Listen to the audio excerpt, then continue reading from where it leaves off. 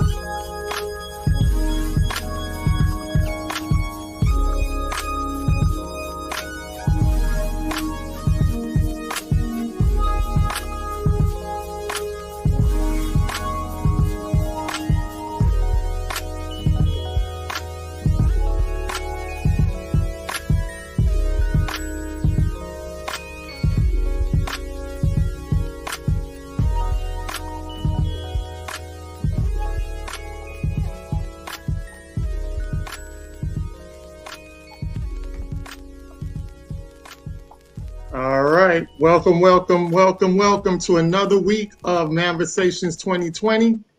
And like I told you guys from last week, we had a special special dope show that we have this week for you guys because we wanted to do Entrepreneur Month for December. And we wanted to get some really dope entrepreneurs that's really out here doing their thing. And at the same time, that establish great customer service with great products, because it goes hand in hand.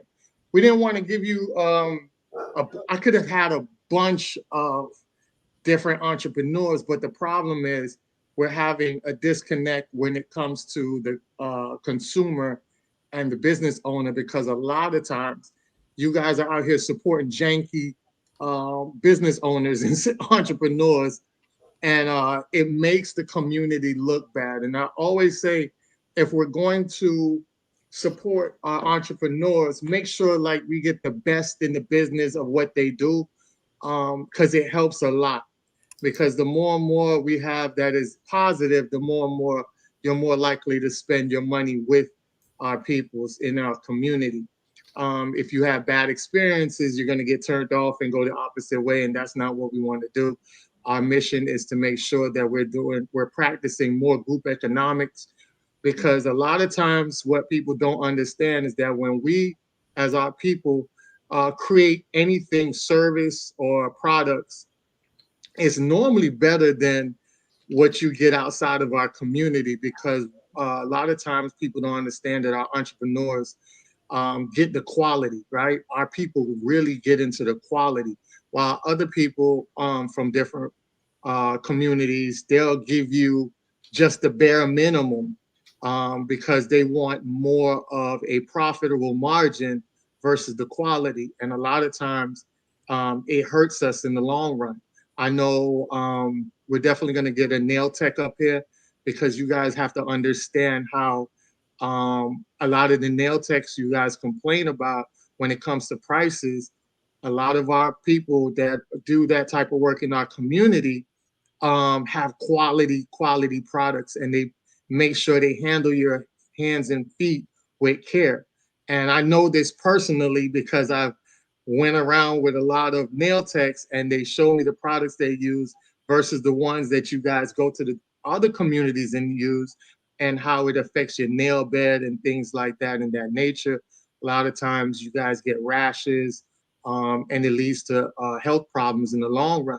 But to them, you're just another Patreon, you're just another number and another dollar amount. And a lot of times the people in our community really look out for each other and make sure that we provide the best quality for our people, because we put ourselves in your shoes and say, if I were you, I would want the best quality too. So sometimes we'll look at these entrepreneurs in a negative manner, in a negative fashion, and don't understand that in details, because we don't take the time out to explain that you're getting actually a lot of good quality for your money. All right. So with that being said, I wanted to make sure that I reached out to a super dope entrepreneur, super dope CEO. She does so much things. She wears so much hats. And when I reached out to her, she said, "Yeah, man, let's do it." And I was so excited because I've watched her start her business and watched it grow, and I've seen the feedback from different people, and I was like, "Yo, this is super dope. Let me go and highlight her," because I knew her for a while, but the customer service and the products that she provides is just super great, right? So, with no further ado, I want to introduce you guys to Angie Baker. She is the CEO of Sip and Scent Candle Bar, and she has her products that are phenomenal. One guy, I saw the video today. One gentleman, he had to tag her in the review. She specializes in the beards. I know Bobby Drake, you'll definitely benefit a lot from it. Brother had the pick. He said, I've been trying different picks, and it really gets tangled up in my beard. And he said her products was the best that he ever tested. It was a great investment, and he definitely enjoys every product that he bought off her line. So I want to take this time to hand it over to Angie and let her explain her business and why she came up with the products and the name that she had created for herself. So thank you, Angie, for coming in. So welcome to have you. Floor is yours. Hi, everybody. Thank you so much for inviting me on. I really, really appreciate it. But yes, I am the CEO of Sip and Scent Candle Bar. And it was birthed out of labor of love. It started with wax melts, and then I moved over to soaps and then body butters and beard butters. And because I thought about this area that I'm in is really a female dominated industry. And we don't really, it's all about like florals and fruity smells. And it doesn't really give hand to the man. And so here at Sip and Scent, we unapologetically cater to men. That's what we do. So we have an entire line that is dedicated, and it's called Pure Masculinity. And we have soaps, we have wax melts, we have beard butters, we have wooden picks, wooden double-sided combs, and wooden brushes. Because what the gentleman was saying on the review is a lot of times the guys with beards, they are combing their beards with like a plastic comb, which makes the hair brittle, it creates frizz, and which ultimately breaks the hair. But if you use a wooden comb or a wooden pick, it creates positive ions against the skin, which promotes length, retention, and moisture. So it's much more, it's better. It's a whole lot better for the beard. And before I did anything, I researched everything. I took like 9 months to a year when I first, like, it piqued my interest, but I was like, you know what, before I touched anything, I started taking classes, I started doing research, I started investing in the knowledge, just so I can get I'm one of those type people who want to know everything there is to know about what I do before I do it. So I just like to be well educated. And just out of me researching, it just formed this passion. And I decided, like, I don't really see a niche for this. I don't really see this carved out where men are being catered to, especially, like I said, in this industry. So that's where I went. That's the lane I'm in, and I love it here. Dope. So dope. I'm glad you said that you geared it towards men because you felt like it was a lot of dominated in a woman's area. And one of the things that people don't know about you is that, so I'm going to go back and how I met Angie. We were on a test, I think it was the test mode of Clubhouse, right? It just came out. You only way you could get on Clubhouse, it was at that time, was through invite. I had got a special invite from a friend of mine, and I got on there and, going through the different rooms, and I ended up landing in a room called, what was it again? So your version was Black men holding Black men accountable. I was over Black women holding Black women accountable. Correct. So I was in Black men holding Black men accountable, and it was super dope room. And shout out to the brother. I can't remember his name off rip because I haven't been on Clubhouse in a while. Top of the line. Top of the line. Yeah, top of the line. All right. Shout out to the brother, top of the line. Super dope brother. When you talk about exude masculinity, leadership, he embodies all of that.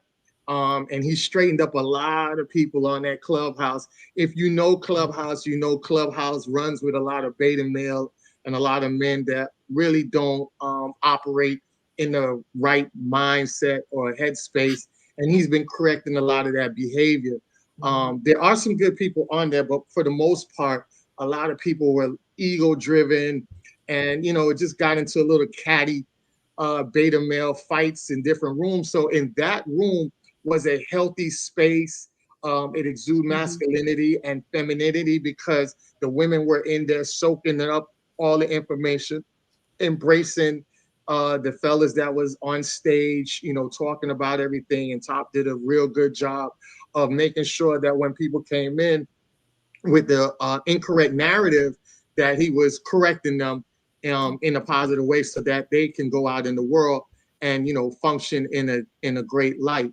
And my hats go off to that brother. And in the process of that, that's where I met Angie, and Angie was the head of Black Women Holding Black Women Accountable. And I thought that was super dope, right? Because we know that when it comes to accountability and women, there's a kind of a big rift. There's a huge disconnect in that. And man, when I tell you, Angie pretty much was more in a war zone than Top, because women didn't take the accountability part too serious. So she got a lot of women in check, got them back down to earth and in line and in tune with their divine femininity and away from the feminism type talking points and the masculine energy that a lot of these women were absorbing. So definitely, man, shout outs to Angie for doing that. And that's how we became acquainted. And then you see how that leads into where she felt like it was a need to really go out here and highlight the brothers, even in her products, gearing towards them, to making sure that our brothers out here are getting the care and the delicate needs, and, you know, making them known that they're just as important as well. So I just wanted to highlight that back part of it to let you know how dynamic this woman is and her goals and what she's going forward towards. So I definitely appreciate that. So with your business, what did you feel like was more of a, where do you feel like you needed to do more of? Like, what part of your business you felt needed more elevation, especially when it came to men? What made you feel like it was a sense that a lot of guys was lacking out there? Were you rubbing on, you know, a couple of guys' beards that, you know, friends, and you're like, yo, it's kind of brittle. I need to, you know, invest in that, or try to see if I can help out with that, where there's a lot of men complaining about certain issues, and then you felt like you could fill that void by helping the brothers out. How did that vision come and geared you into that direction? That's a great question. Actually, it was easy because I'm one of 11 children, and I have 8 brothers and 2 sisters. So being that I was raised with all of this testosterone all the time, I'm privy to hearing everything, all of the complaints, all of the praises, all the everything. So a lot of my brothers have full beards, and they couldn't find something. They would say, like, my one brother was saying, like, oh, when I call, he's the one who actually, I have to give him credit for giving me the idea about the wooden picks.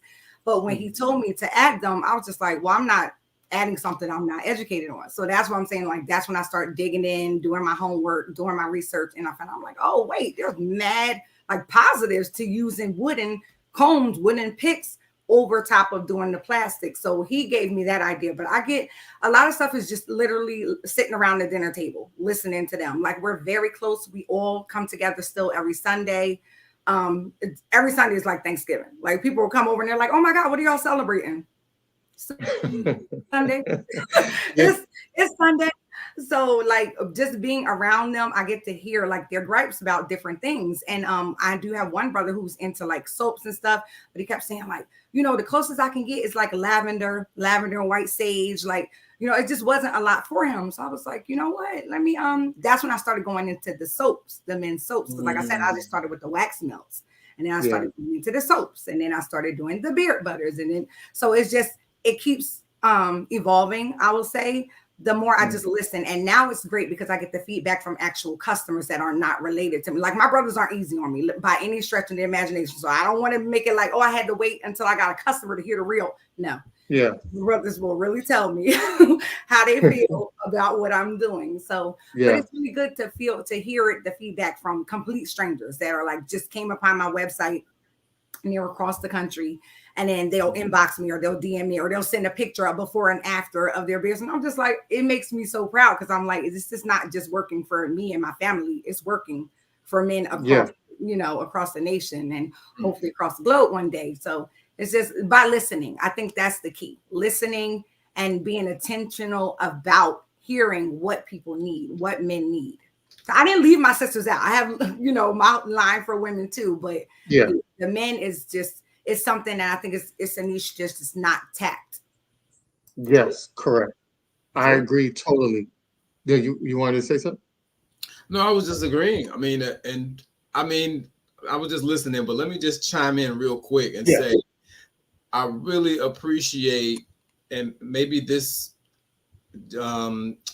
dovetails with what you do and the fact that you do products that kind of cater to men, but your whole demeanor and your whole disposition, just, you know, without even knowing who you are, just looking at your webpage, is extraordinarily pleasant and inviting. And it's just it's like a breath of fresh air, because a lot of times, you know, with what we do, when we deal with sisters, sometimes it's you know, it's very confrontational. Even when they hear the show the first time, they're like, oh wow, I thought you guys were just going to bash women.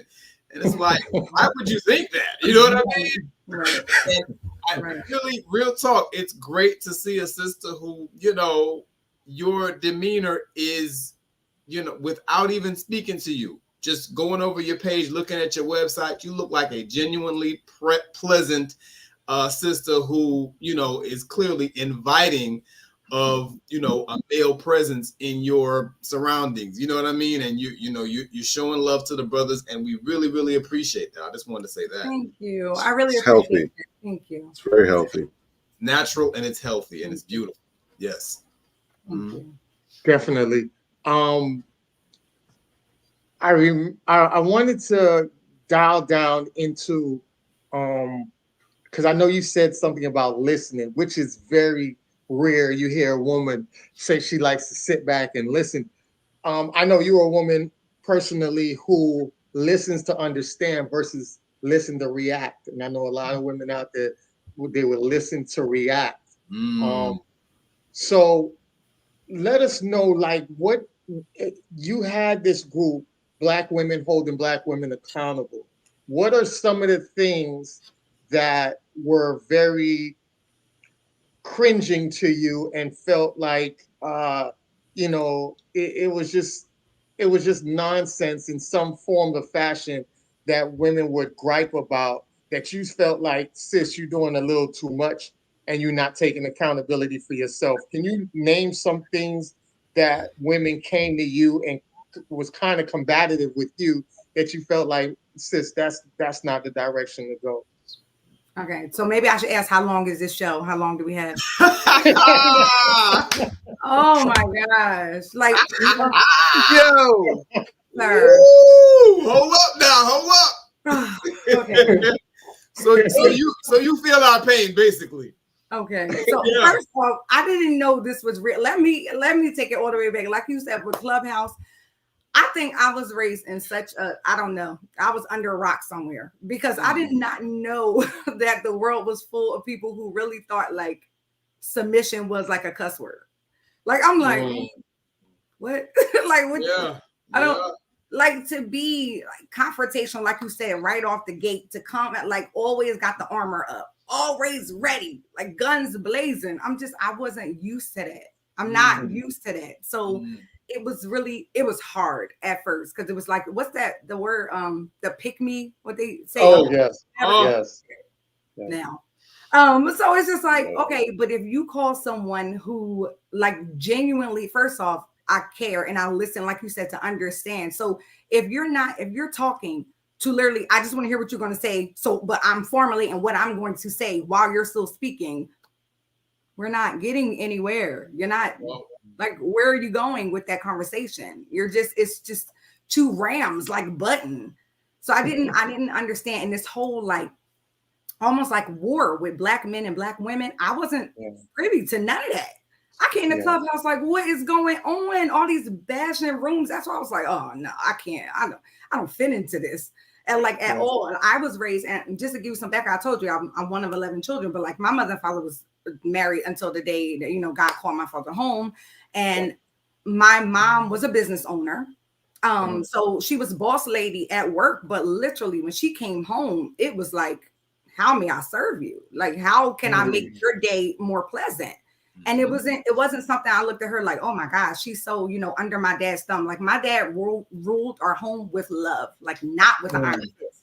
So because I saw them and I saw that genuine partnership, it's just like, that's embedded in my DNA to just be like, we are partners in this thing. We got on the same jersey. We're on the same team. And no matter who I am out there in the world, when I come home, it's how may I serve you? Because I'm serving you, you're serving me. It's a good thing. And that I didn't know that that's so rare. Like, I just didn't know that my testimony was not something that was like widely spread, I guess, or people really knew about. So it just made it seem very odd to me that people are just so combative, like right from the gate. I was not used to that. So Clubhouse was like a whole different world. Like, where do these people live? Like, is this real? Yeah. Wow. Yeah. I've, like I said, I was on Clubhouse, and I really got off Clubhouse because it was so toxic, and it's draining when you're on social media and you're going through these spaces that has that type of energy, toxicity is very draining.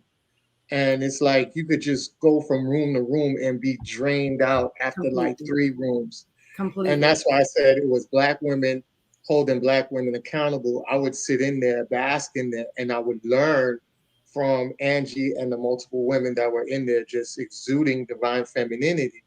And just to be in that space alone was just so great, as a man who appreciates women, understanding that we are out here to basically be together and not out here as seeing each other as enemies. Because, Right. like I said on this show before, when you're inside the household with your mate, the minute you guys go out that door, that's a war zone. So if that's a war zone going out that door, it shouldn't be a war zone coming in it. This should be a safe haven. This should be your peace, your tranquility, your moment where you can just relax and be vulnerable without being attacked from the outside world. And then if I'm attacked out there and then I come home and be attacked in here, then where do I find peace? And that's where the sanity, goes to another level, because you're combative with your mate, men being not being the peace and having the safe space for their women, and women not having the peace and the safe space for their men under the same roof.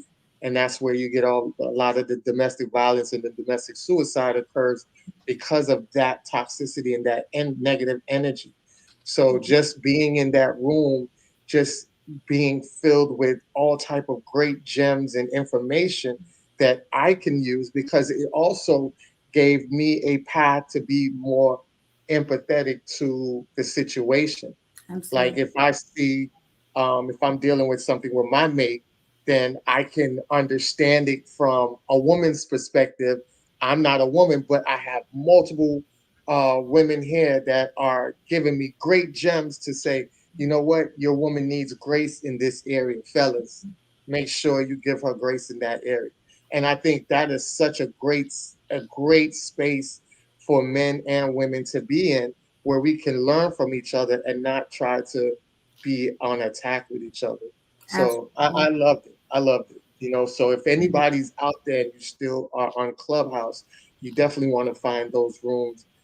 Black men holding Black women Black men holding Black men accountable, and Black women holding Black women accountable. I love those spaces. Now I heard you say something earlier that I really glad you said it, because I want to address it with yourself, because I feel like a lot of us get the answers and the statements and opinions from the men, but from a woman's perspective, you were saying about how your mother was the boss outside. She came home and she was more like, how can I serve my family with love? Being in that space of knowing that her divine femininity was there to impact and promote everybody in that space. Nowadays, if certain people will look at your mother, especially women, and say, how can you live like a slave to your man, to your family? Because now I hear that domesticated duties from a woman is slave work. And now that puts a negative connotation on marriage, because now they feel like marriage is slave work and I don't want to be a slave to nobody. And now this creates a rift, because you have women that want men to provide everything, but they just don't want to do, quote unquote, the slave work. So have you heard that? And what are your thoughts on that narrative that they're pushing out there? Yeah, absolutely. And I think it all comes down to balance. And balance is not something that is for me. Again, I feel like I had the cheat sheet, though. I had the cheat code because I grew up in it, and that's literally all I knew. It's all I knew. Yeah. It's all I know, honestly. So to see, I used to say on Clubhouse all the time, and I still say that, like, I'm a lioness and a lamb resting in the same flesh. And what I mean by that is because when I'm out in the world, I am a lioness. I have to go get it. I have to survive. I have to do anything that, what I need to do. And it's like, if I was that lamb outside of my home, the world would slay me because that's what they do out there. But then when I come home, that energy it's not needed. You know, it's not needed. So I'm not married now, but I was married for 11 years. And that's how it was. Even when I went to work, I've always worked. I worked 3 jobs to put myself through college. I've worked to get my own master's. Like I've worked my entire life. And when I was married, my job would say like, Angie, what are you cooking tonight? Because my husband and I had an agreement where I would cook 5 nights a week and then we would eat out on the weekends. And so I would leave work and I would go, you know, to the grocery store, do whatever. And I would make 5 hot meals a week. And they would be like, oh, that 20s woman, that here comes that 20s woman. And they didn't understand though, but it was a joy for me to know that my family's eating healthy. My family's eating something that I cooked, that I labored with love. I know what's in it because I made it. Like, and just to see them sitting down at the table, all of us sitting there eating together and them just being healthy. Like that to me, that was my greatest joy.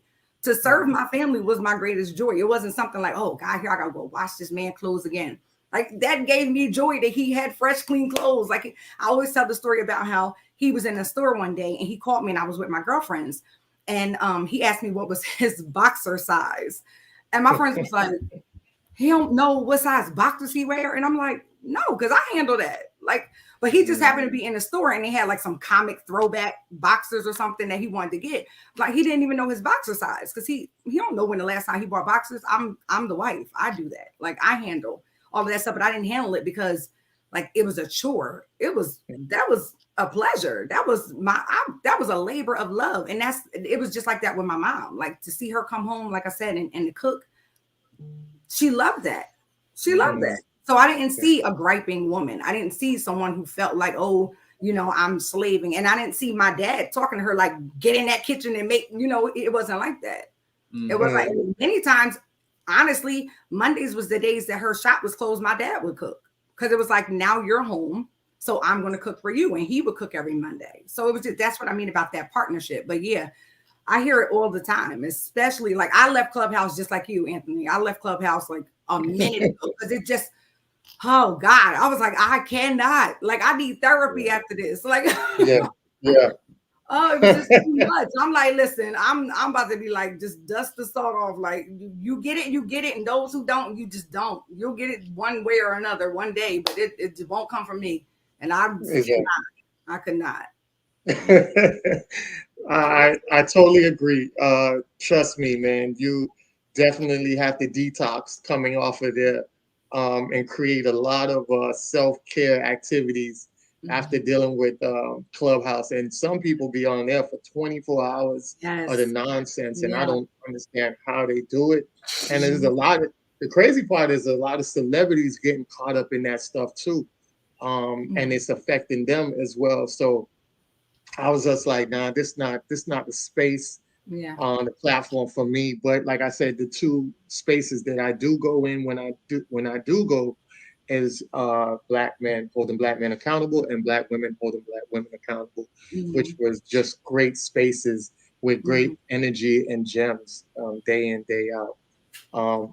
I did want to show, okay, so when you and your husband, at that time when you guys linked together, you were cooking for him before he married you, right?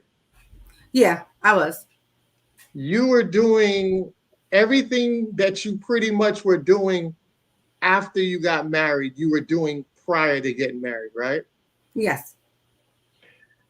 One of the biggest things that I hear all the time is I hear another narrative from women that say, I'm not doing house duties or I'm not doing wifey duties as a girlfriend. And I have a problem with that. And I'm going to tell you the problem I have with that, but I want you to watch this video first, and I'm going to tell you the problem after. What we married for? What we married for? I'm not your mama. I'm your wife. I just pulled a 13-hour shift. I just knew I was going to come home and have some food on the goddamn stove. And they be playing, man. easy. You don't pay no goddamn bill. I pay the car notes, the house notes, family trips. I'm paying for. That's what you're supposed to do. Man, you know what? Ride and protect you, right? So he's coming home, he's doing everything he's supposed to do, and then she's not doing what she needs to do.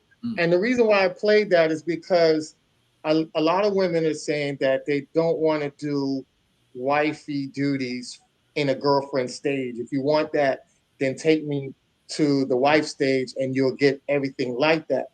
My problem with that is I don't know what you provide in order for me to know that I want you as a wife, because I know what the assets that you have to provide me as your husband. So I'm sitting back and I'm realizing, like, a lot of people are selling themselves short because they're not showing their potential mate what they bring to the table. And that's why I feel like now it's a statement now. What do you bring to the table? Because before it wasn't no need to ask that, because you knew everything that man brought to the table and you knew everything that woman brought to the table. And then you picked her or you picked him, and then you moved on to the next phase, which was engagement and then marriage. But now it's like everybody's withdrawn and nobody wants to do what they want to do to show the next person that they have what it takes to get that next level treatment. How do you feel about that? Like, what, when women say that, like, I'm not going to give you wifey treatment as a girlfriend. So to me, it's like, it doesn't make sense, because the two can't be separated when it comes to my thought process. Like, it's my femininity. I can't turn it on and off when okay, you're not going to see this side of me. If I'm a nurturer, I'm a nurturer all the time. If I'm a caregiver, I'm a caregiver all the time. If I'm loving and friendly, I'm that way all the time. It's not, okay, I'm going to turn it off until you do this, and then I'll turn it on. It is I am who I am. And I say that even after marriage, when people be like something about wife, I'm like, I'm a wife no matter if I have a husband or not, because that's who I am. It's what I do. When he shows up, and then he's going to get a wife, because he's going to find me and he's going to find a good thing. But so I do understand it in one little aspect. And what I say about that is, like, I did not cohabitate with my ex-husband until we were married. Like, that has always been my thing. That's just my thing. It's because I don't feel like just all of that I don't know. That's just me. So, the whole, I guess it goes back to the why buy the cow if you can get the milk for free. But even beyond that, that's just not my thing. So I can understand it when it comes to that. You won't get that wifely duty until I am your wife. But as far as me cooking, I have to eat anyway, right? I had to eat. He had to eat. So if you're coming over, like, what am I just supposed to cook for myself, or be like, oh, okay, well, when you're coming over, that's when we're going out? Right. I couldn't eat. Yeah, it just doesn't even make sense. Like, I'm gonna eat, you gonna eat, we gonna eat. If there's one thing we're gonna do, we gonna eat.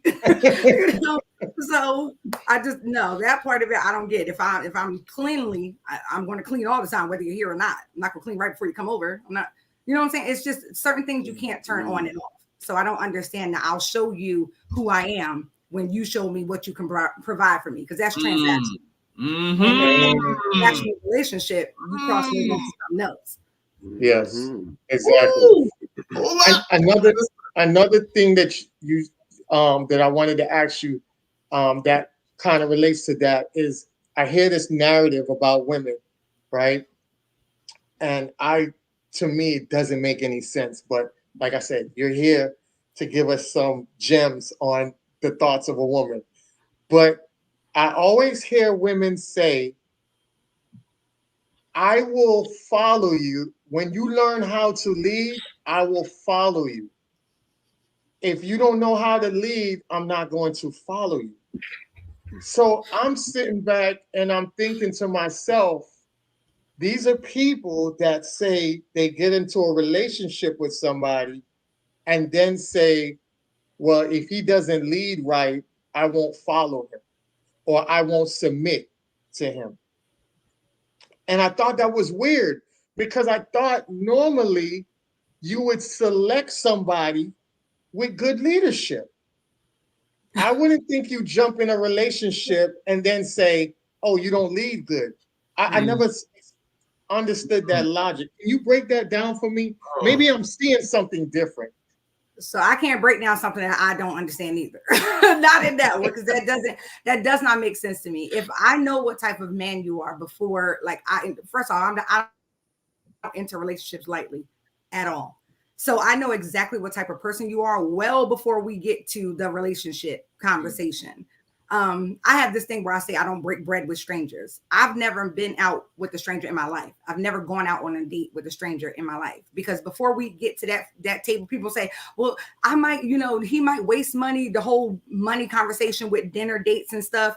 You're going to know whether you like me well before we meet, because we're having conversations. You're going to know what type of person I am. I'm going to know what type of person you are. Now, granted, you don't know that person. I get all of that part. But as far as like having some type of familiarity, we're going to have that before we break bread at all. So as far as a relationship, I know if you're a leader, and if you're not a leader, we're never going to get there. So I can't do that. I don't even understand once you show me that you're a good leader, I'll follow you. Yeah. You won't even be in that space if you're not a certain type of man. That's what I thought. Hold up. Let me get it on this real quick. Yeah, go ahead. This is my territory right here. And this is like my pet peeve, right? So I just want to shout out the sister for calling out a lot of the fraudulent activity we've been seeing out here. Like, real talk, it's like they're almost looking for something to complain about, for something to be unhappy about and have an unpleasant disposition about. And there's a sister that we know, who's a pretty sharp sister normally, you know what I mean? And she was posting one day talking about this type of stuff. And I chimed in and she got upset with me. And I'm like, sister, I just had to say something, because she was putting up the post, well, if you want her, there's a viral post that's going around, because that's what happens. One of these, females will pick up this post and repost it, and a bunch of other ones will keep doing it without really thinking about the content of what's in that post and what they're saying. Okay. You know what I mean? And normally it's a very positive sister. She put up this post about, well, if you want her to submit, then take her out of struggle situations or something like that. And it's like, dude, men, I think, just overall are tired. I mean, dog tired of this conditional femininity nonsense. And that's exactly what it is. And I'm glad that you called it out for what it is, because it's nonsense. You are who you are, and you're going to be that in the situation that you're in. You feel me? And when more people, like, I love the fact that you use the word transactional. Somebody in the chat said they love the fact that you use that word, and that's kind of breaking down the state of modern relationships. They're transactional. Nobody's being real. And that's got to play out at some point, and it's going to be in a very negative way. So I respect you, and I love what you're saying, the energy that you're coming to the table with, and the fact that you're calling things for what they are. If the situation is such that doesn't even make sense, like you said, you're going to choose somebody that's going to be able to lead and that you can trust, right? You're not going to get into the situation and then, okay, well, you figure it out. That's when I'm going to cooperate. That doesn't make any sense to anybody thinking. So shout out to you. I did have one question, though. Yes. About the bar, right? It's, let me see, what is it exactly called again? Sip and Candle. Sip and Scent. Like Sip and Scent. Sip and Scent Candle Bar, right? Can you run me through the regular day-to-day activity in a place like this? Because I don't know much about it. It sounds like a place where you drink wine and you buy candles, or what goes on there exactly? Talk to me. Yes. So my plan had to shift. My business plan had to shift. Originally, it was supposed to be a brick and mortar where exactly that. You will come and, so you've heard of Sip and Paint? Yes. And you've heard of Build-A-Bear? I married Mm. Build-A-Bear, where you build the bear. Okay, so that's a place for like kids. They go and they make a bear and they choose like the outfit that the bear puts on. They choose all the accessories and they build this bear. Okay. So If you want, yeah. I kind of If you want a kid to love you concept. forever, you get them a Build-A-Bear. Yeah. That's lifetime loyalty. Right. This was like a concept that married the two. So it's Okay. like instead of sip and paint, it's sip and scent. So it's a scent of a candle, a scent of a wax melt, and you're sipping. So that was originally what it was supposed to be when it was supposed to be in person. But then with COVID and all this other stuff, I had to like revamp completely. So I got a business consultant and he's like, we have to take it 100% online. So I'm like, that was like a struggle for me, honestly, to put it on. Cause I'm like, well, how they sipping and sitting like it's all about like creating this experience. And I'm like, you took away the experience. It's online. How do I do this? So then I was like, okay, I got to come up with something else. But I was like, I don't want to deviate too much, but I have to revamp. Got to roll with it. So I started creating. That's when I started doing packages. So with each scent package that you choose, it comes with a Scotch cup for the men or a wine glass for the ladies, and you indulge with your sip while you burn your scents at home. Aha. Okay. So it's not a physical bar. It's not a brick and mortar. No. Okay. Not yet. Not yet. Not yet. Not yet. Now you said at one point it was, but COVID messed that up, or never was? No, it never manifested into an actual brick and mortar. Okay, so this is online. Okay, gotcha. 100% online. But I do like it's 100% online, but we do a lot of pop-ups. Like that's where I changed my clothes real quick because I had a show today. I literally do shows on like Friday, Saturday, and Sunday. So I'm like all over the place all the time. Got you. Okay, nice. All right. And at these shows, the people is primarily wine. Wine is what the people are consuming, the wine and buying the scents. Those are the two things. They're buying both. So we do apple cider or white grape juice. Okay.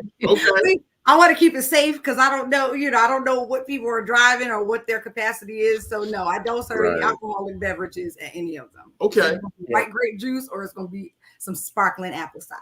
Gotcha. And where's it located? That's what I'm saying. It's at pop-up shops like everywhere. It's on my website and not on the website. I'm sorry, on all my social media channels. I always post where I am. Okay, gotcha. No doubt. I got you. Yeah.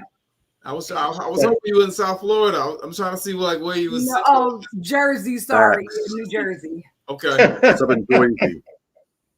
Jersey. Yeah. All right. Jersey. Say it right. Jersey. That's what's up. Okay. Yeah. So we go catch up. Yes, definitely. I saw this video and I thought this video was super dope. I wanted to show it to you guys and see, is this a unicorn or does this happen quite frequently? All right. What's this for? Honey. Why? Just for you. So do what? Whatever you want to do. Feel free. Fly like a bird and spin it. Never. Yes. Why? You said you wanted to go to the mall, so whenever you go, enjoy. For real? Yes. I'm gonna take you on a date. You gonna take me on a date? Yeah. Let's go on a date. Baby, it's for you to spend on you. All right, so I'm gonna spend it on us. All right, cool. Let's go. We're gonna go on a date. Where you wanna go? No, you take me. Where you wanna go? I'll take you where you wanna go. You can have whatever you like. All right. That is just adorable. That's G. Yeah. That's G. I think a lot of people don't understand the reciprocal energy. And there's a lot of guys that are walking away from women because guys want to feel like appreciated as well. And I use that video because it just shows you the level of love that they have for each other. Even when he knows, like, here, I'm just giving you money out of nowhere. Just go do what you want to do. Right. And she's like, for real? She's like, no, come on, we're going to do this together. Like, that's the type of love that I think I wish a lot of people exude like that. Like you were saying about that whole transactional thing, you can really tell in this love connection that it's nothing transactional. I think it's everything is just from the heart. You know, by him giving her money was from his heart. By her receiving it and saying, look, I'm taking us out. We're both going together. That in return came back with love. You know, so I thought it was super dope with that. Could you see yourself in that situation, Angie, or have you been in that situation before? Nobody has ever given me a wad of money before. So, I'm like, what, for real? No. No, I've never been getting a wad of money. So, but no, I think you hit it on the nose when that reciprocity, that's where it's at. Like, that's where it's at. I posted a post, I want to say like just a few days ago. And I said, dear future husband, if we're going to compete at anything, let's compete at love. Like, I want to try to outlove you every day. I'm going to love you more than you love me. And I want you to try to love me more than I love you. Let's do that. Let's compete in that area, in that lane. And I think if people did that more often, oh God, it's reciprocity and appreciation goes a long way. Just telling somebody, I see you. I see your efforts. I see what you're doing. I see you and I appreciate you and I love you. Like, I just think it goes a long way. Ultra facts. I think Major has used the term, and I don't know if he's used it in this sense, but it definitely would apply, a race to the bottom, where it seems like it's an Olympic event where people get together. Now, these are people who supposedly love each other, supposedly care about each other, they're interested, they like each other. And yet it's almost as if they're in a foot race with rocket skates on to see who's going to do the least. Yeah. And it's almost like a flex, like, oh, well, you know, he does such and such for me, she does such and such for me. And when you compare the efforts on the other person's part, it's like, now we just idling. You just got the car in neutral. Yeah. Meanwhile, the other person just, you know, breaking the speed limit, the odometer's cracked, trying to, you know, show their love and their care and appreciation for it.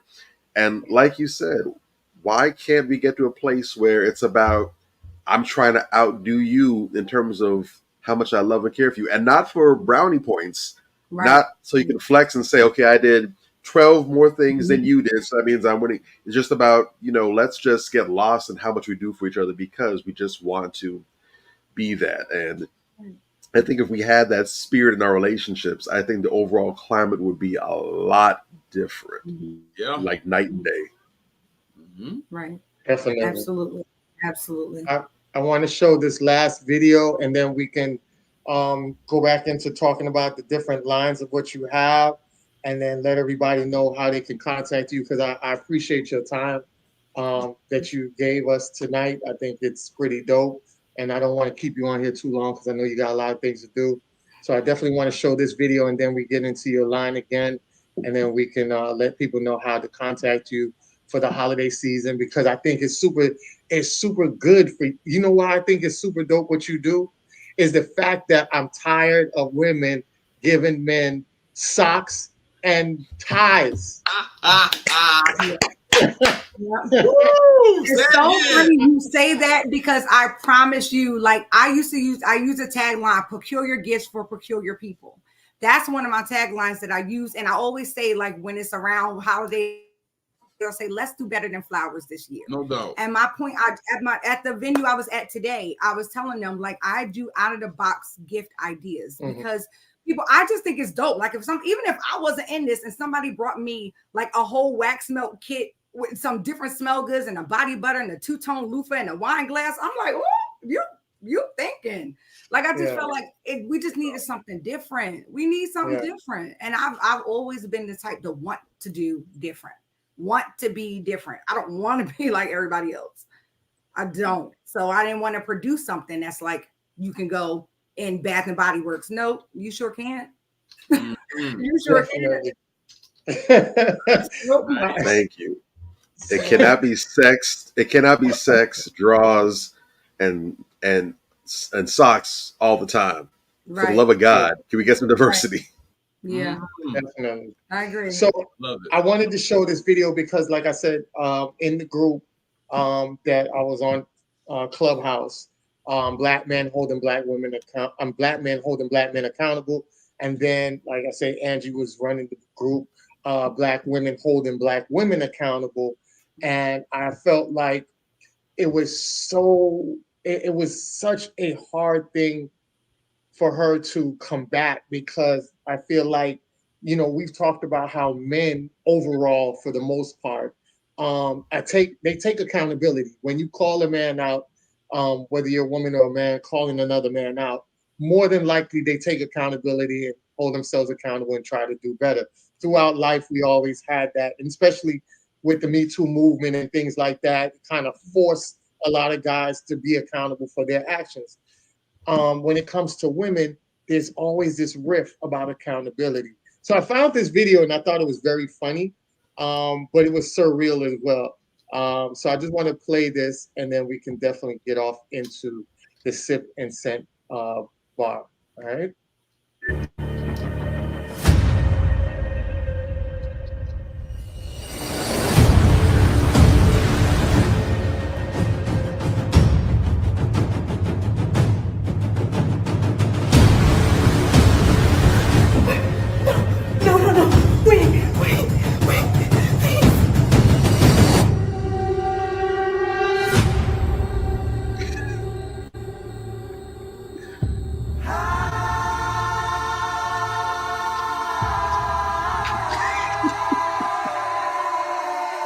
Woo! All right, so women facing accountability, and Hilarious. hard enough for them apologizing, and just when they get to the point of doing so, they remember, bring up some old stuff, and I get up out of there to avoid accountability. I thought that was a very unique or very powerful video, very funny and entertaining as well. But I do appreciate the work that you put behind to hold other women accountable, because a lot of times when men try to hold women accountable, they look at it as you trying to be a dictator over a woman, or you trying to tell a woman what to do. But when you hear it from one of your sisters, it's kind of like a big sister or elder or your auntie or mother. You take in the information a little bit more, you're more receptive to it. So I've seen you change a lot of women over the course of being on Clubhouse, and I know that's your persona. So I know off social media, you're doing the same thing as well. And as a group of us on Navisations, we appreciate that, because you make our work so much less that we have to do, because of people like yourself that's out there doing the work with us to eventually have the goal of Black men and Black women living in peaceful and harmony and being congruent with each other and more receptive to each other and loving each other. Because moving on in the future, we need that in order to survive, especially with the direction this world is going to. So we need to rely on each other. And I think the type of conversations and the gems that are being dropped, especially from you and us, collectively, we get more of that, then we'll start to see the change that we really want to see. So I appreciate that in that form and fashion. And thank you so much on that part. I appreciate it. And if I can just say, I put up a meme again, like a few weeks ago, but I talked about the accountability part, even though I don't do it on Clubhouse anymore. But I said accountability always feels like an attack when the person is not ready to face the situation and change their mind. And that's what it is. Like whether it's coming from a man or a woman, like if I'm not ready, you're attacking me. I'm in attack mode. And then once I get in attack mode, it's hard for me to hear anything you're saying because I'm defensive. And when someone's defensive, it's like a wall you're trying to penetrate. Because even when you were saying about, the things that I would be confronted with trying to talk to the women, I know some of them knew my story. When I came to Clubhouse, I was fresh out of my divorce, like fresh out. But my ex-husband was only my second boyfriend ever. Like my first boyfriend ever in life was 10 years. And then I was single for like 2 years. And then I met and married my ex-husband and was there for 13 years. So they would come back with me like, well, you don't have enough experience. You don't know because da da da da da. And I'm like, yes, I did. My heart been broke just like y'all, but it just came from the same two knuckleheads. It just, I wasn't pessimistic. I hadn't gotten beat down, and I'm still not. Thank God. Like I'm not experienced to the point of I'm so beat down that I'm looking at everybody the same. You're all the same. You all do the same things. Mm. No, you don't. And I don't feel that way. And so I bless God that I've been shielded in a way, because I don't feel that way genuinely. Yeah. I'm appreciative of it. But I get those comments from the women that's why they can't take accountability, because not from me, because you don't know, sis, you ain't been out here, like, you don't It's just it feels like an attack. Yeah, exactly. Exactly. I did want to definitely let the people know, that your purpose is really felt here, because I don't think a lot of people know your near-death experience, and that kind of brought a bigger picture to your life and what you have done, and even to your family. And just so glad that you're here, and it wasn't the opposite that happened, that occurred. So I know your purpose here is big, basing off of surviving what you went through. And just to see you be so vibrant and still hold it together and out here preaching and trying to help other people, it says a lot about your character and who you are as a person. So I definitely wanted to highlight the people on that, that you went through that and still were able to create something so great, a business on top of you working outside of your field, just so that you can help your peoples and the community so much. So thank you for that as well. I appreciate it. Thank you. And with that being said, you can definitely let us know more about your product line, like what is all that you have, the sense or whatever that is, or do we just look online and you have it there? Do you have any products near you right now that you can show, or anything like that? I know. I was like, let me just grab a few things, but I do want to just go back to one thing you said about the Yes. near-death experience. But that's Cool. probably why I don't value a lot of things that people put a lot of stock in. I'll say that. So people talk about, as far as like superficial stuff, is beyond me, because I know how fast and how quickly life can change, and I know how. I talk about pretty privilege and this and that, and I'm like, but you can look in the mirror, and I didn't recognize myself, and just I'm not going to go into it all, but when I was married and I delivered my daughter, I had what they call an amniotic embolism on the table. So I delivered her, and then I slipped into a coma. Wow. And I woke up 3 days later, and I had lost 83% of the blood in my body. I had 5 blood transfusions. Wow. So, and during that time that I was in a coma, they called my family in to say their goodbyes, because I wasn't supposed to make it through the night. And I could hear them speaking to me. And I kept thinking, like, why are they crying? Like, what is wrong with y'all? But I didn't understand what was happening. So I could hear them, but I couldn't respond. And so when I woke up, I like scared the bejesus out of the nurse in the room. She like literally turned around and screamed because she couldn't believe that I woke up. And that was like the beginning of whatever, because I'm the first survivor in my delivering hospital. They've never had a survivor before me and never had one since. And only 20% of women globally survive. So they still don't know why it happens or what to do once it happens, because they don't have enough survivors to test and to know. So I don't take life lightly at all. People are like, you're so zealous. I'm like, well, no, I've always been this way. I'm always like super. My brothers will call me 6 o'clock in the morning. I'm like, good morning. And they're like, why are you so awake at 6 o'clock in the morning? And I'm just like, it's always been my character, my person. But that's why when a lot of people are like stuck on certain things, it matters none. Because I looked in the mirror 3 weeks after that and couldn't identify my own self. I lost 57 pounds in a month. So, it's amazing. But you know what? I'm here for a purpose. And I hope that I fulfill everything I'm here for. And I just want to thank you guys too, because you're gems. You're out here doing the work every day. Every day you're pounding the pavement. So we appreciate you as a sister. I'm telling you, us sisters, we appreciate you. We appreciate your work. We appreciate everything that you're doing for us. And we do want to listen, even our ones that, might seem a little hard-headed. You can penetrate us after a while. They just need to sit under and listen to the tutelage and get it. But it might take, some a little bit longer than others, but we're going to get it. We're going to get it, and we're going to get it together. Respect. Definitely. So a lot of the women out there, I tell, and pretty much almost every episode, these fellas could tell you, this is a very powerful book. I always said this book should be like next to your Bible. This is medical apartheid. It really discussed like documented. I'm talking about centuries of documentation of what Black people go through, especially Black women in the medical field. And you heard her story, and there's so many other stories like that. Get this book, top 3 book of all time for me. You can get the book and rate it yourself, but it's a must. It's a must to get this, definitely. So, with that being said, the product line. Do you have anything that you want to show us before you get out of here, or?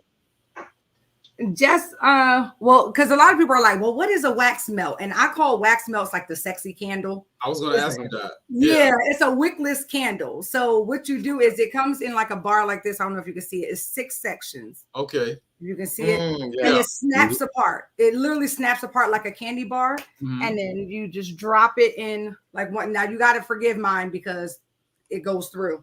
But you drop it into something just like this. This is a wax melter. And it melts down and the fragrance goes all over your home. So I use 100% California soy. So it's no man-made paraffin in it at all. So the other ones that are like, I won't name them, but they use paraffin, which is a man-made material. So when you're heating it up, you are literally heating up chemicals in your air and you're breathing in toxins day after day, breathing these candles. As opposed to something that's like that, that's 100% natural. Nice. So my entire line is organic and it's vegan, except I have one soap that I do infuse with goat milk because it's extremely moisturizing for skin. Like my daughter, when she was born, she had really, really severe eczema. Eczema was terrible. So bad at 2 years old, the doctors wanted to put her on steroids because it was so bad. And that's when Mama Bear was like, I got to figure this thing out. I have to figure this out. And I did. I came up with a balm. I started studying, and then I found like different seeds and how to extract oils from seeds. And I did all of that, and that's how I came up with a balm for her body. So I came up with a body butter, and she has not had a breakout in 3 years. Wow. The same thing happened with your chemist too. You're a chemist too, on top of everything else. Listen, because I need to like know about things. Like that's my thing. I have to like study and know. So even when she woke up one day and she literally had a bald spot in her hair, and I was like freaking out because women hair, like we're hairballs around my family. We ain't got nothing else. It's hair and hips everywhere. So with her, like I was like, oh my gosh, she has a bald spot. So I'm like immediately running her to dermatologists up in New York. I'm going everywhere. And they wanted to give her injections in her scalp. And I'm like, we can't do that. So I, again, got up at that. So I started studying. And then I noticed like when I was studying, a lot of the seeds and stuff that I had in my body butter was also the same seeds that they was using for like cell regeneration, rejuvenation, to promote blood flow. They was in the body butter already. So I like just ordered like a couple more different type of seeds. I extracted the oils from that and I created the hair balm and I started putting it in her hair. Within days, like I was rubbing it in her hair and I could feel the little bristles like coming back in. Wow. 6 weeks later, my baby had a whole afro patch in that bald spot. Wow. And it has never come back since. Let's go. And that's why I turned that into the beard butter. It's just like it's stuff comes from necessity. Skill. And then I research it and I started doing it. And I like I said, I only did it for like my family for a few years. And then my cousins were like, why don't you like, let me try it? Because one of my cousins has psoriasis really bad on her legs. Again, she used the body butter, has not had anything, has not had nothing at all. So she was like, I think you need to add this to your line. Like turn this into something. And I'm like, I do candles and wax melts. It ain't got nothing to do with body butter. And I was like, wait a minute. I can do like a whole self-care line. I can. So that's kind of what I started doing. Impressive. So it is everything on my website. It is Sip and Scent Candle Bar on all social media handles. Sip and Scent Candle Bar. Website is the same thing. sipandscentcandlebar.com. I'm there. I'm always at pop-ups. I am here in Jersey, but hey, y'all have a big old show wherever y'all at. Invite me. A sister travels. I like planes and stuff. It is. Yeah, but right now I am 100% online and my pop-up shows that I do post on my social media where I am. Yes. Okay. So for you, everybody that is watching, this is her logo, Sip and Scent, Candle Bar. Also wanted to highlight the other pictures as well. When you buy from a small business, you are not helping a CEO buy a third vacation home. You are helping a little girl get dance lessons, a little boy get his team jersey, a mom put food on her table, a dad pay mortgage or a student pay for college. Small business moms Yes. definitely matters, right? Yes. Also, Mhm. wanted to highlight the other picture, which was, all natural, handmade wax melts, beard and body butter, soaps, the ultimate virtual wax melt making experience. We invite you to sip and relax and customize the best smell candle product you ever created. www.sipandscentcandlebar.com at sipandscentcandlebar.com. So I wanted you guys to see the visual because I know a lot of people, you hear the words sip, but the way you might write it might be different. And I didn't want you guys to write what you felt was the correct way or spelling in your head. I wanted to give you guys the correct spelling. So you guys see it right there. So you guys could go straight to the website and order. And like I say, you guys have brothers, you have fathers, you have cousins, you have uncles, everybody that you have friends that's out there, or even a love interest, hey, you can buy something and leave it at the desk of a guy that you're interested at work. Who knows? But there's something on the site for everybody. She also has, she said that she has things for women as well. So it's not just geared to men, but it's just that we're highlighting the men part because a lot of times women like to buy us socks and ties. I have a bunch of ties and I have a bunch of socks. So saying, this is definitely something different for a lot of men, and they would enjoy it, especially guys out there with beards. I don't have a beard. Bobby Drake can speak on that part because he has a beard. So the upkeep on that, Bobby, you want to tell people about that? The upkeep on the beard. No, How do you lather it? Do absolutely. you lather it? When you wrestling in the UFC, do they smell your beard and be like, yo, this man smells pretty good? Let us know more about that. No, absolutely. A lot of guys have taken for granted, and that's kind of changed over the years because there has been a beard renaissance of sorts. I'm glad that Angie was able to tap into that and get her feet into that. But even still, there's a lot of fellas who really are ignorant about proper caring for your beard. For a lot of guys, typically, especially if you don't have long hair, if you have just short hair, we tend to be low maintenance, right? You just hop in the shower, toss your little shampoo, whatever your smell good shampoo is in, maybe conditioner once or twice every now and then, and you just get up and go. But there really is a whole science to caring for your hair follicles. Yeah. And one thing that I'll have to say is because all this that I have now, this is relatively new. All this is as a result of the pandemic. I just, couldn't get chopped, couldn't go to the shop, so the hair just kept on growing. And real quick, once it got to a certain point, I was surprised because when I was younger, I remember in middle school, back when it was the trend, I didn't really want to get my hair braided because everybody had their hair braided. You had everyone out there with the cornrows and all the music videos and everything. I wanted to hop on the bandwagon, damn it. I'm not above that. But problem is, for whatever reason, I was letting my hair grow, and I had this nice little baby afro that would pop up right here.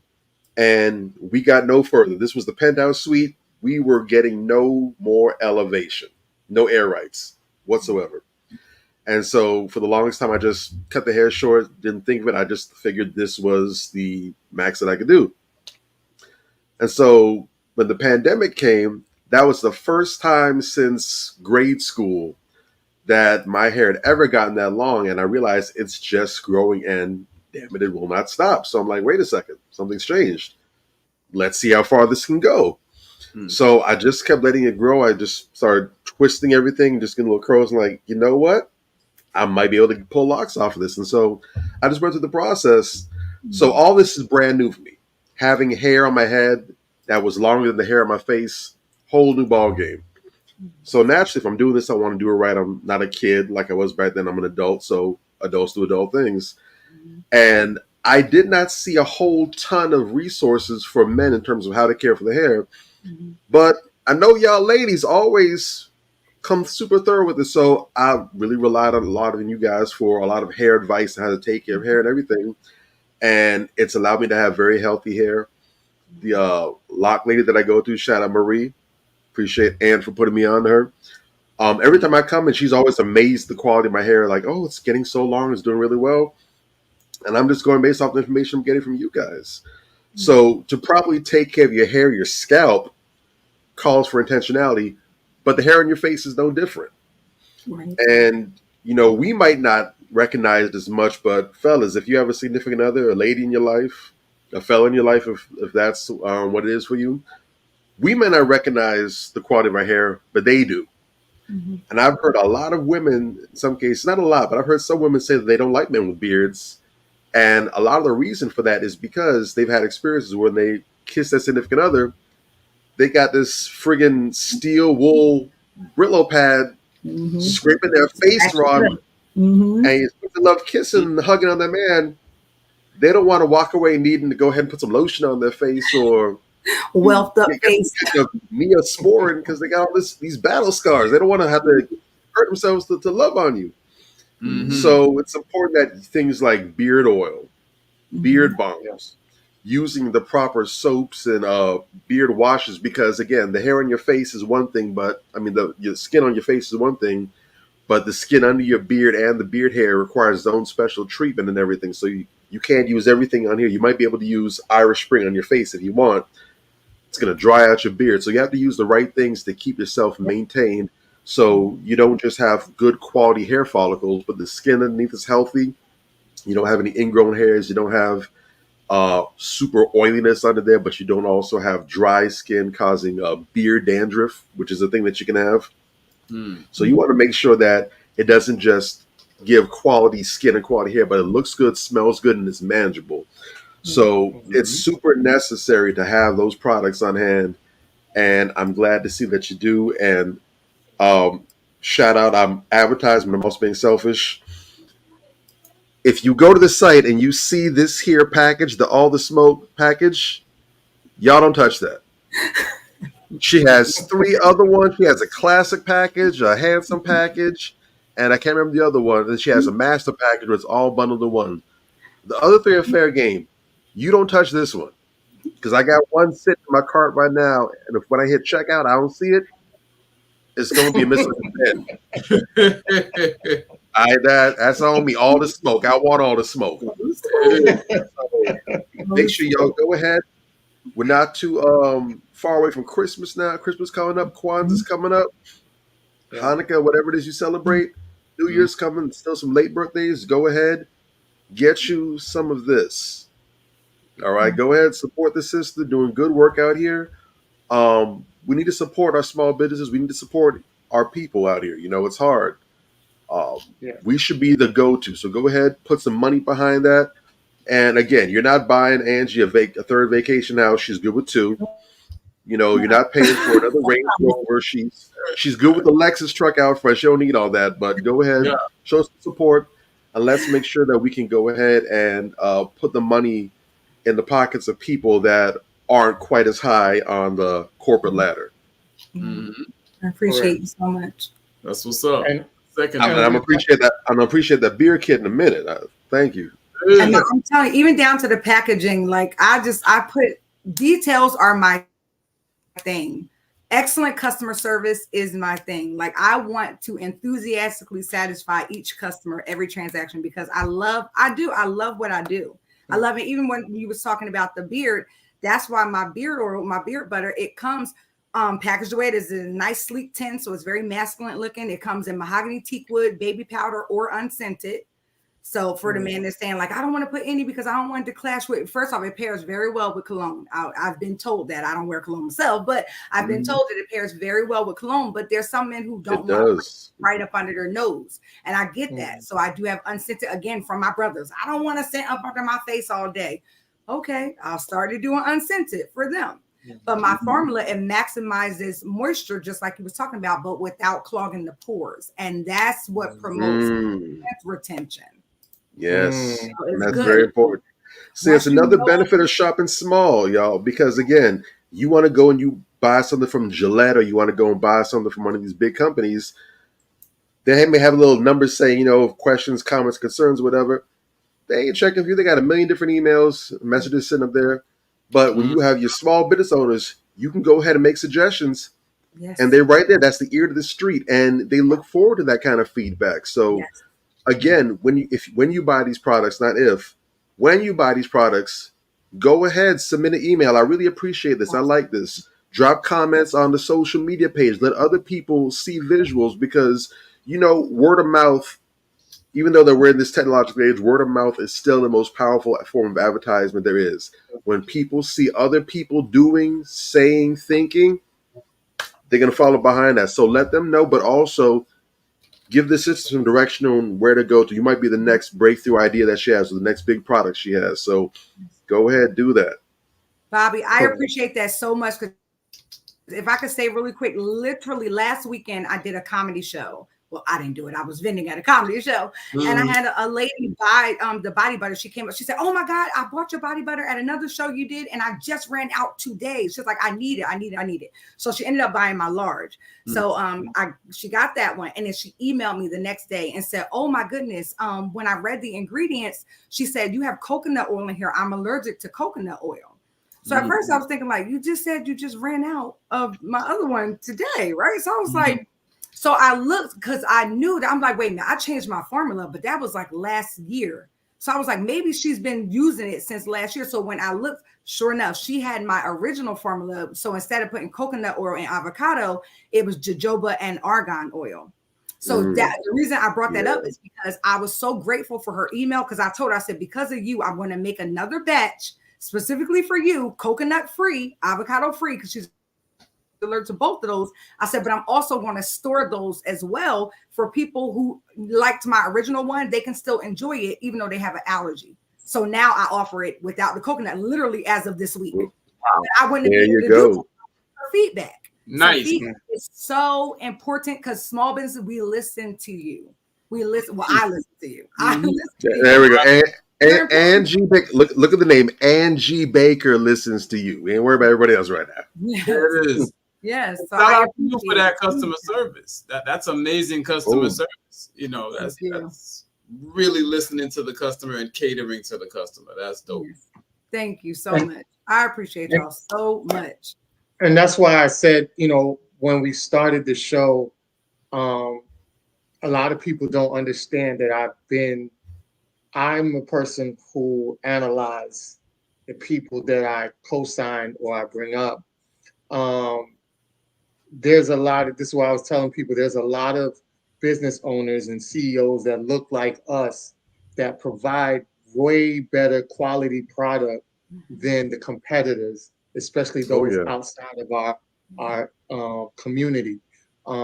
She's giving you, like, she's going above and beyond to give the vegan and the stuff like that. You know, you go to what do you call it, Whole Foods, and you know they have another one called Sprouts, and you know these are they're uppity supermarkets in, you know, well areas, right?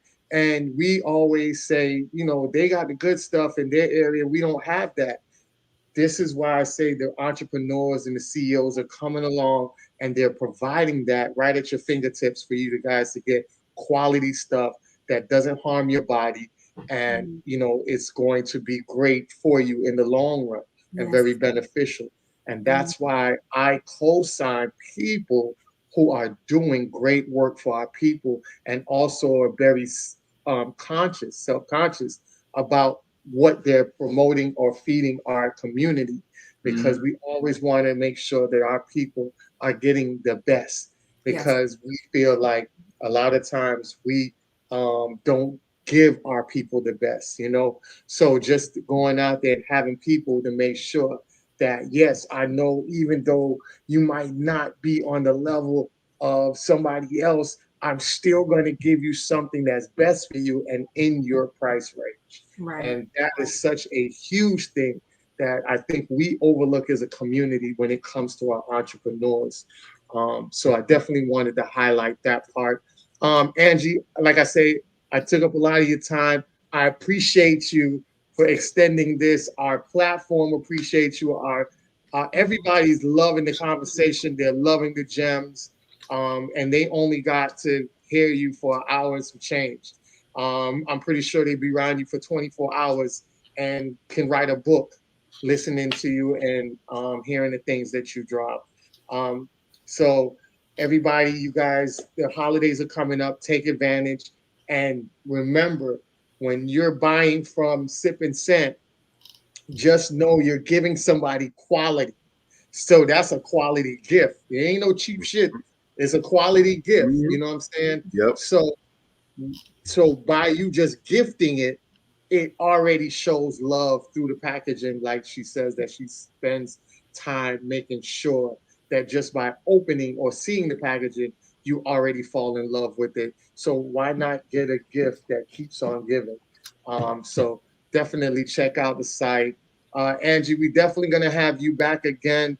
If you can schedule us in for the month of February, Black History Month, we definitely want to highlight you back around that time. And hopefully we get updates from our listeners and viewers where we can add y'all on and you could tell us, hey, you know, Angie, I want to let you know that during the holiday I got your stuff and it was great.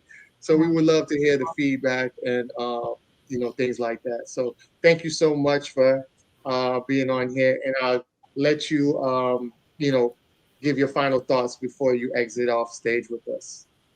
I just want to say thank you again for the invite. Gentlemen, you are jewels yourself. Y'all are so dope, wonderful kings, and I really, really appreciate you.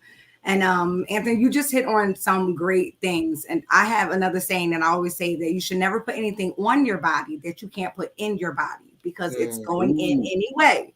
So that's why I use the best that I possibly can. And I even, like I said, I have a business consultant and he's always fussing with me about pricing and this and that. And you need to, all this stuff. And I told him, I said, but the crazy thing is when I envisioned doing this, I literally had that single mom in my vision that like doesn't have too much, you know, but she has a nice, neat home. And her thing is she wants to keep her home nice and neat. She wants her kids to smell good. She wants her home to smell good. And she wants to be able to afford it. And I'm like, that's who I have in mind when I'm creating my products. I want it to be the best. I put the absolute best I possibly can, but I try to make it so it's affordable for people. I don't want us to have to go out here and get another job just to have your home smelling good. You know, so that's my vision to help out our people to keep it as low as I possibly can, but to give us the best quality that I possibly can.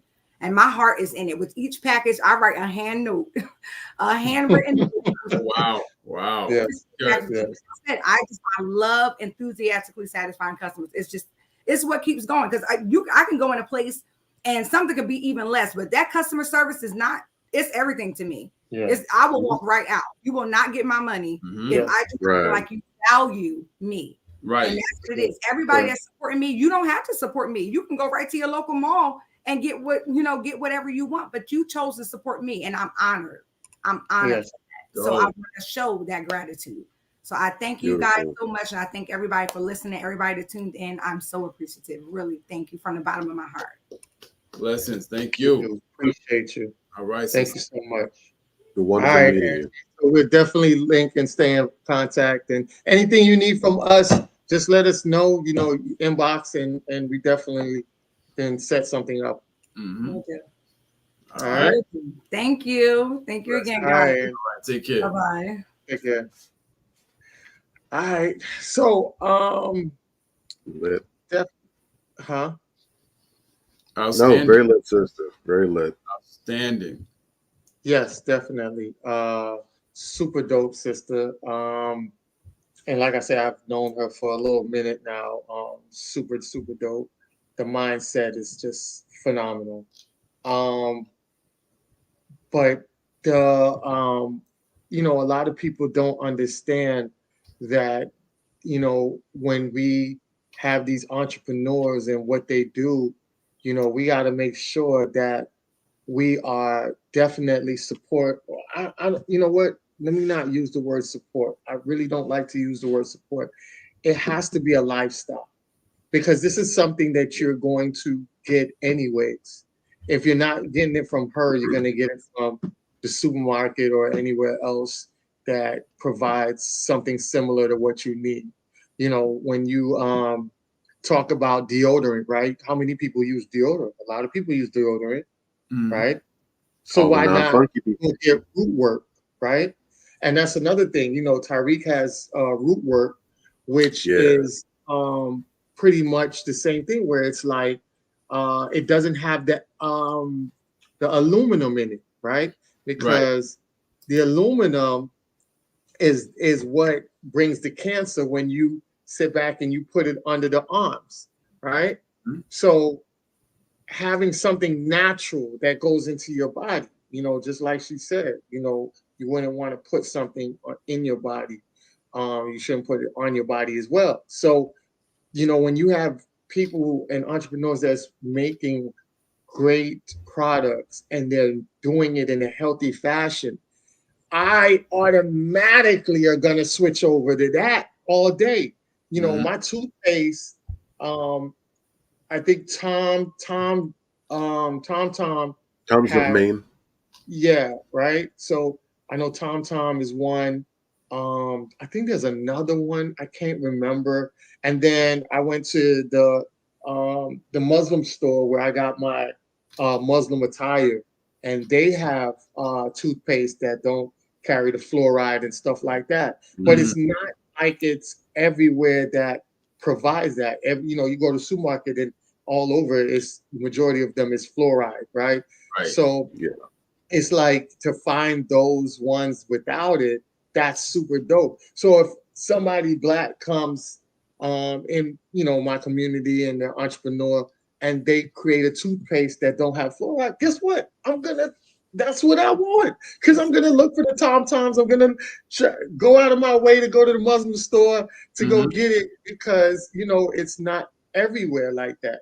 So I definitely say, to remove the support word and make it a lifestyle. So it's a lifestyle to patronize people that are making products and providing services that are super beneficial for you, especially on a health level. So definitely, this is why we want to highlight these people, so they can, get on board and say, you know what, I ain't got to worry about that. I can just go on Sip and Scent. I can go on the website, and I can definitely download and get my whole subscription over there. Just like the lady who said she ran out. You know what I'm saying? She was looking. She didn't sit back and say, oh, I went to the grocery store to go get it. She was like, oh my gosh, I ran out today. Please. Have some right. So that's where the group economics come in, where Dr. Claude Anderson, such a great leader, has always talked about the powers of group economics. When we look at the most regurgitated point we talk about is how the Black dollar doesn't circulate in our community, because we lack group economics, and we also lack the competing resources, right? So just the other day, just to shine light on something two dope brothers have always been doing great stuff down here in Florida. They just opened up a meat market, right?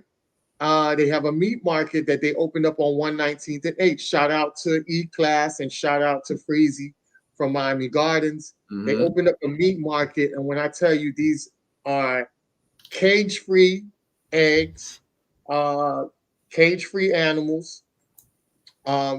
It's like going in the Jewish store. You remember, there's a lot of people that shop at the Jewish meat market. Yeah. because That they kosher. get a healthy version of the meat, right? So Mhm. now you have a black person that looked like you who decided, hey, I'm gonna bring that to you in our area. Mhm. Why not? Why not go there? Why not make that a routine? Mhm.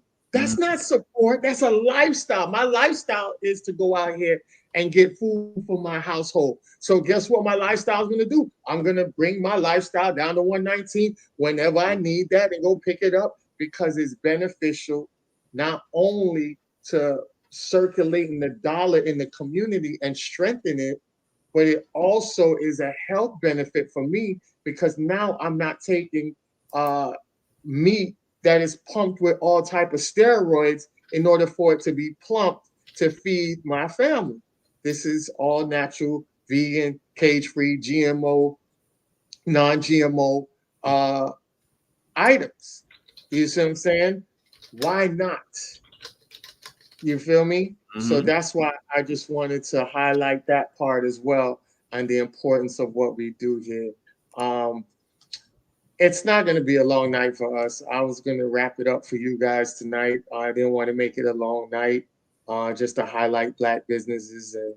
And definitely next week we have our brother Bowties. I'm definitely going to try to get Bowties on with us next week Mhm. and wrap up that week of for the Entrepreneur Week. Definitely wrap it up next week because I know we're heading into the holidays. But I wanted to ask you guys on the 24th or the 31st, one of those days we're going to be off. Which one would it be? Which one now? Which weekend? The 24th. 24th or the 31st. So it's So pretty Christmas much the Eve. weekend of Christmas or New Year's Eve. Yeah, Christmas Eve or New Christmas Year's Eve. Eve. Hmm. Yeah. You say Christmas Eve, Bobby? Um,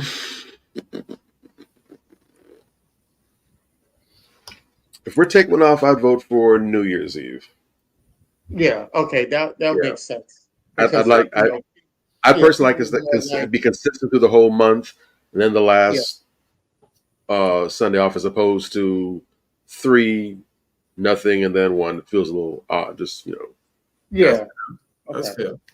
Yeah. So Go the ahead. reason why I asked that is because on the 24th, Mhm. I think we can do something dope, which is I wanted to do a show of vision board. You think we could do a vision board show on the 24th leading into the New Year's of what people need to align themselves up and prepare themselves going into the New Year's with a set of goals? You think that would be a dope show for us oh to hell do? yeah, Sure. absolutely, Okay, so we'll absolutely. definitely do a vision board show on the 24th. So everybody out there, we're doing a vision board show on the 24th. So bring your boards. Go out there. You have now till the 24th to go Mhm. out to Walmart. And in Walmart, you can go to Walmart, Walgreens. They have little boards that you guys could do. Get the cutouts. And if you want, what we can do is we can add you on here and you can show your board and explain to us your board. So we'll definitely I love dig that that. participation if you guys are willing to do it. And if you guys have teenage children, do vision boards with your children. Do them with your mates, do them with your children, do them with your family, and set up something that you're putting yourselves to a goal. We want to try to make more structure. We want you guys to aim for and hit your goals, whether you have a 1 year or a 3 to 5 year plan. It doesn't matter, but we want you guys to have a vision board so that way you can knock off your goals. That's how I was able to come up with my radio station. That's how I was able to come up with my clothing, the designs and the ideas of my clothing line that I've been selling for the last 3 years. I'm about to start that back up again, revamped it with some new line coming. that's how I was able to do a lot of things. I was able to fix my credit through a vision board. A lot of things I was able to achieve through vision board. It really helped me a lot, and I think it would help a lot of people in the long run. All right. So with that being said, I'll let you guys wrap up tonight's show. Give the people some feedback, some gems that they can take with them, and we can definitely chop it up Yeah. and talk about next week. We can definitely look forward to that. So just give everybody your final thoughts on tonight's show. Sure. You go ahead, Bobby. You go. All right. So really quick, just to touch on a couple things, just a hit and run. Shout out to Angie. She says, I do vision boards as well at the close of the year for the next year. Love that. Hashtag write the vision. So that means you're going to be live with us again when we do the vision boards, Angie. You want to see that even if it's for 5 seconds. Definitely bring that through. Yeah. But yeah, I want to touch on a couple things really quick. The first point I want to touch on is I liked very much one of the memes that Angie put together when she mentioned when you buy from a small business owner or an entrepreneur, you're not buying them a vacation house or a car, what have you. A lot of the times, and I'm not going to necessarily say it's from a spirit of hating and pocket watching, but I think it's simply because there's just fewer degrees of separation between the consumer and the small business owner as opposed to the CEO. Many times I hear people make reference to the fact that when you're buying these products, especially when they see the prices and everything, they're thinking that, well, these entrepreneurs are just upcharging. They just want to make money. That's all. It doesn't have to cost that much. Typically because they're used to seeing the cost of similar products in the major stores. They go to Walmart and they see this here, and this may be like $5, $10, while this other person's charging 30 or 40. And they don't understand that there's a lot that goes on into getting the price that low. Typically, it calls for resources and a lot of exploitation, if we're honest, that the small business owner doesn't have access to, and more likely than not doesn't want to make usage of. I mean, I would think that most small entrepreneurs wouldn't want to go ahead and have small children over in Thailand slaving over their product just so they can charge $12 for it, and all it takes is 12 cents to make or what have you. But when we do that, and when we use terms like supporting the businesses, we tell the small business owners that we're supporting them, but we don't think about it as support when we go and buy a Microsoft computer or when we go and buy Crest toothpaste. We don't think about it as support when we go and buy Velveeta or Hamburg Help or whatever. We don't think of it as support. We just think of it as we're going to buy from the brands that we like. We need to look at the same way that we're buying from a brand that we like, and that this is a small business that is more in touch with the consumer, the wants, the needs, or what have you. Really, it benefits us in the long run. The reason a lot of these big companies can charge and monopolize and do all kind of foul things is because they're confident and comfortable that you ain't going to go nowhere. You're just going to sit there and take it. Mm-hmm. When you go to the smaller business person, what it does is it puts pressure on these big businesses to realize, hey, you're not the only game in town. Yes. We can't just run the same monopoly where it's the same 2-3 businesses and all we just do is take turns price hiking and send business to the other person and have you go on a merry-go-round. And it lets them know that they have to do different if they want to retain the same revenue. Because believe it or not, you might think your individual shifts don't matter, but these companies are very, very sensitive to changes. If they miss and drop just 1 or 2% in their revenue in a year, you might think that's just a small number. Oh, that's only a couple $1,000. That's just $1 million they lost. They're making way more. But for them, it's all hands on deck. Mm-hmm. So they're very hypersensitive to those kind of changes. So to you, it might not seem like much, but it's doing a lot to disrupt the market. And you're also helping people at a local level do a whole lot better. So that's the first point I want to make about that. Second up, about the vision boards. I know some people are skeptical about those kind of things. Typically, that's the kind of camp that I would reside in. Certain things really don't gravitate with me too much. like that.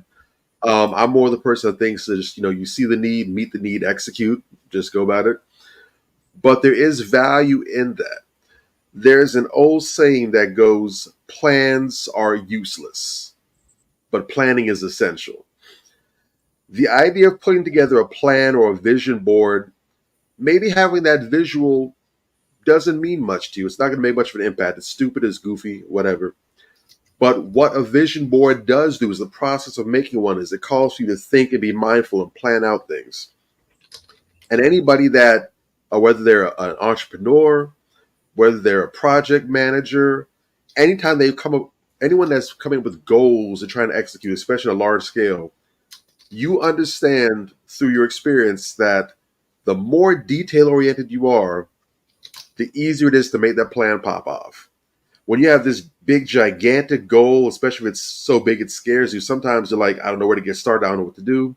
But when you start planning, when you start being mindful of all the details, the roadmap, what's step 1, 2, 3, 5, 12, 50, or what have you, putting together that planning process, it causes you to think about all the little nooks and crannies that are going to either make it happen or make it fall off.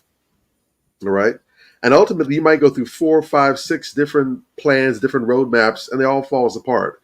But the point is, you're thinking, you're brainstorming, you're coming up with ideas and solutions, you're identifying problems, things that you have to answer before you can get the payoff.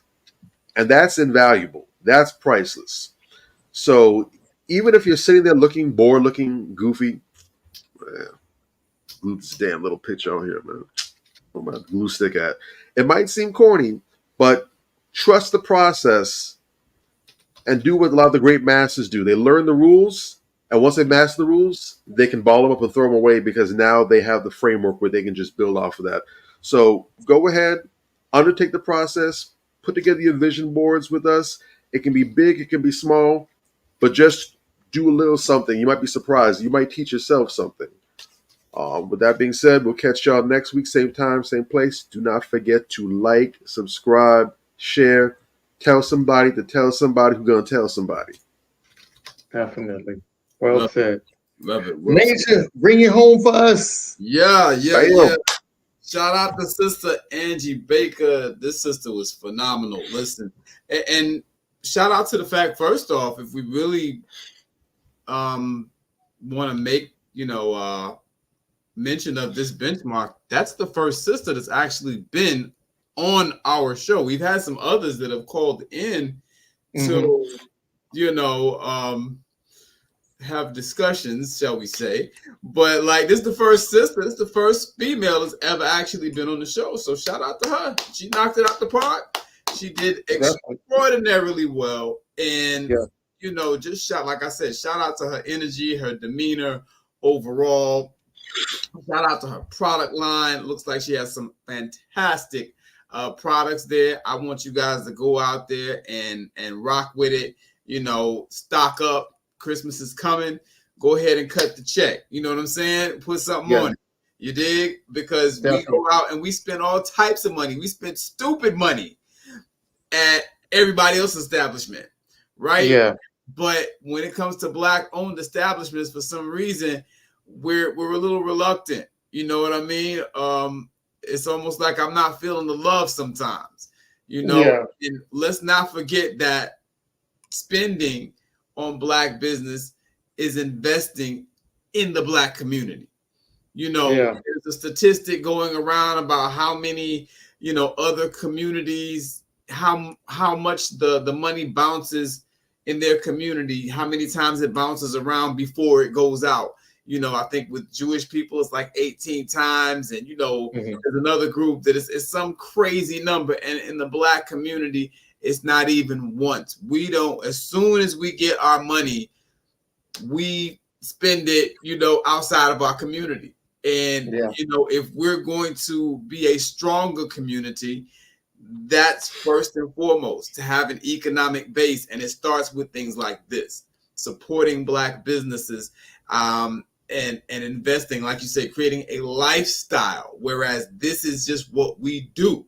You know, when I want beard products, I don't have much of a beard anymore, but you know, when I want my my wax, you know, candle wax products, whatever the case may be, this is where I go. This person has outstanding products. I'm gonna go there. I'm gonna rock with it because that's what I do. You know what I mean? So it's important, and we really gotta unlearn some of what we've been taught and start subscribing to those types of philosophies. And as far as the vision board thing, you know, I've never done one. I don't really think it's going to help me a lot, but that's why I'm willing to try it. And that's why, you know, I'm looking forward to it. You know, people got to understand, man, it's real simple. If you always do what you always did, you'll always get what you always got. Sometimes you gotta, like I just said, you know, when I was talking about something else unrelated, you know, you have to unlearn what you've been taught.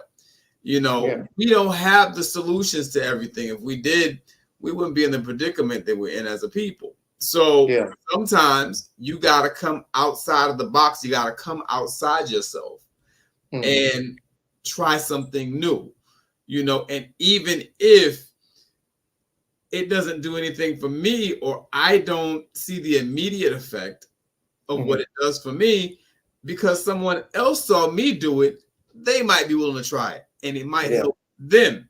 We really have to come outside of ourselves and think big picture and think way more often. So I'm definitely excited about that. I mean, at work, you know, I've been in project manager roles, right? And a vision board is kind of like a project, you know, and they have a whole board of project managers in most major companies. If a Fortune 500 company can, you know, use a vision board of sorts by, you know, making use of project managers, why wouldn't that be something that could work out for me? You know, it just makes sense, you know. Sister was really, really powerful today, though, and we need more sisters like that. As one of our brothers said in the comments, Rick Roots Media said that we need more sisters like that. I hope she becomes a friend of the show and follows and, you know, chimes in and, you know, just speaks regularly. We want and need more sisters that watch the show regularly. I hope you're subscribed and that just come in and give their perspective because it's needed. We need the sharp sisters. Last week we had someone chime in, you know, who was a little argumentative and combative, but sharper sisters, I want to see more sharper sisters speaking up and speaking out. We don't have enough of that. You know, anytime you go and see on social media, it's always the knuckleheads that's saying stuff with their chest. You know what I'm saying? Just loud and wrong and an embarrassment to everybody. You know what I mean? Sisters like this are the type of sisters that we need to see more of. I hope she comes back. She reminds me of Sister Mona Lisa, Sister Mila Renee. And she's in that same vein as some of the sisters, Sister Jenny and Quita, sister. You know, some of those sisters. She kind of puts me in the same mindset as them when I listen to her speak. So it was a very pleasant experience. Very excited about checking out the website and copping something myself. You know what I mean? And wow, what a great conversation. And what a hell of a way to celebrate Entrepreneur CEO Week. It's fantastic, man. It's dope. Yeah. Well said. Well said. All right. So before we get out of here, I just remembered that I wanted to give a shout out to our beloved Mila and Amon, and they got married. Yes. You got married yesterday. Right? It was yesterday. Yesterday. It was yesterday. Yesterday, right? So yes, they completed their union yesterday. Shout out to them, having a ball, making it come together. Yes, and just seeing that. You know, just not too long ago, Mila was out here just preaching to the women about how, you know, we need to get right. We need to do this. And look what happened. She flourished herself from activating her divine femininity and found her warrior, her king, who didn't play with her. He was like, yo, I went on one knee and proposed to her. And he been saying, this is my wife, this is my wife. And now finally, on paper, this is his wife now. So congratulations to both of them on their new fond reunion, their new union. Yes. On paper, but definitely a phenomenal couple that exudes each other and the reciprocal energy we talk about, right? So we have brother Armand, that he was a couple videos, he's washing her hair, you know, tending to her hair. And she's doing things of reciprocal energy for him on video. So, you know, reciprocal energy gets you where you need to get to, because it lets the person know that I appreciate you just as much as you appreciate me. No and doubt. Shout out to them. We love you and hope you guys have a phenomenal honeymoon and you enjoy yourselves on this new embark journey. Yes. All right. Yes. All right. So thank you everybody for tuning in. Glad that we brought this show to you guys. And remember, it's a lifestyle. It's not a support. We don't support these people. We make it a lifestyle, especially if they're giving you great customer service and great products that is beneficial for you in all aspects. All right. So until next week, we're going to have Brother Bowtie. We're going to try to get Brother Bowtie up in here, chop it up with us next week. So definitely, y'all stay tuned. As always, we love y'all. Peace out. All right. Blessings. The show. Go Niners. This guy. This guy. Niner gang. Bang, bang, Niner gang. All right. Yeah.